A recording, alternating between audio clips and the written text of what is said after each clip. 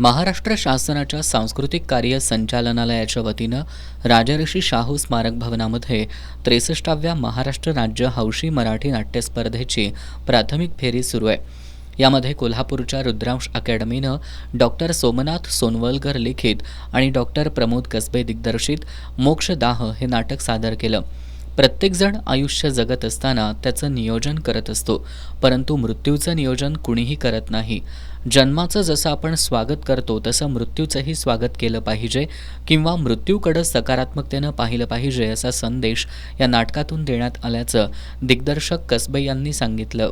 जन्म आणि मृत्यू हे दोन्ही पण शाश्वत सत्य आहे, पण आपल्याकडं जन्मालाच फार महत्त्व दिलं जातं आणि जन्मासाठीच सगळं आपण त्याचं सेलिब्रेशन वगैरे करतो।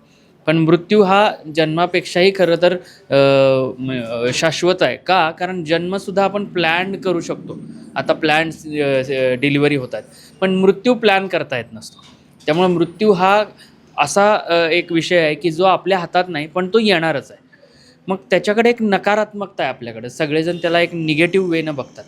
आम्हाला या नाटकातनं एक पॉझिटिव्ह मेसेज असा द्यायचा आहे की मृत्यूलासुद्धा पॉझिटिव्हली बघता यायला पाहिजे किंवा मृत्यूचं सुद्धा सेलिब्रेशन व्हायला पाहिजे। आणि हा सगळा देह जो पंचतत्वांनी बनलेला आहे, तर आपण निसर्गाचं जे देणं आहोत की हे पंचतत्वांनी तयार झालेलं शरीर पुन्हा वाया घालवण्यापेक्षा पुन्हा त्या पंचतत्वातच विलीन करता आलं।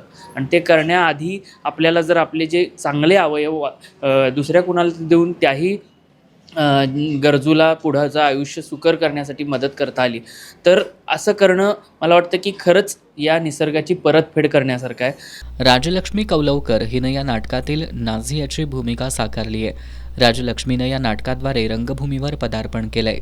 तेव्हा मला कळलं ती खूप कॉन्फिडेंट आणि एक इंडिपेंडेंट मुलगी आहे आणि असं दिसून येतं की तिचे आईवडील लहानपणापासूनच नव्हते, म्हणून ती ह्या दोघांना तिचे आईवडील मानायची।